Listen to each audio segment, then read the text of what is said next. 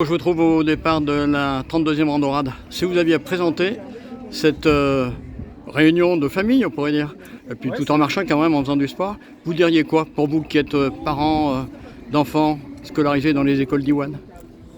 C'est tout d'abord un événement pour aider l'école d'Iwan de Brest, donc le site de Kerango et du Guelmer à se financer tout au long de l'année.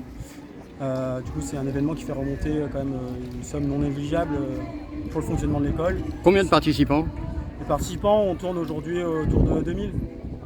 Donc ça reste un petit événement, mais qui demande quand même toute une année de préparation de la part de bénévoles. Combien de bénévoles? On est on doit être sur une vingtaine de bénévoles tout au long de l'année, et le jour de la randonnade, on doit être sur une 80 bénévoles. Pour différentes, on dirait pas épreuves, mais différentes marches? 4, 8? Ouais, on fait de 4 à 35 km généralement. Oui, parce qu'il y a un trail. Et après, il y a un trail cette année, c'est une nouveauté de 11 km. Donc à travers la pointe de l'Envoi, au-dessus du Fou. Donc c'est un format qu'on teste et où on apprend. Donc c'est assez stressant et ça demande un peu plus de travail que d'habitude.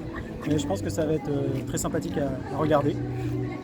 Alors pour cette belle journée, c'est pour aider les écoles d'Iwan. On se dit en deux mots, c'est quoi les écoles d'Iwan? Les écoles d'Iwan, c'est des écoles monolingues en breton, donc, qui permettent de continuer à faire vivre la langue bretonne. Donc il n'y a pas besoin d'être bretonnant pour s'y inscrire, je ne le suis pas. J'ai inscrit mes enfants là-bas. Ça fait vivre toute la culture bretonne comme on peut l'avoir au Pays Basque, en Corse, en Occitanie. C'est important de faire vivre les langues régionales, c'est une richesse pour les régions et il faut continuer à privilégier ça, je pense. Avec des écoles primaires, mais aussi collège, et puis je crois maintenant lycée? Oui, il y a le lycée à Carré, effectivement, et il y en a un pour la Bretagne. Et après, le collège, il y en a un à Brest, enfin, au Relais-Crillon aussi. On termine sur une toute petite difficulté de ces écoles, c'est qu'aujourd'hui, elles restent des écoles privées. Elles ne sont pas intégrées dans le système de l'État. Ça, c'est une demande des parents?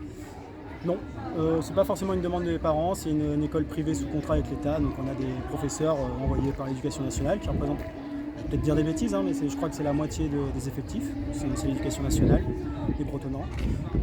Donc c'est un vieux système d'école quand même en Bretagne, qui est bien reconnu et qui suit de toute façon le programme du ministère de l'Éducation nationale, en plus d'apprendre le breton.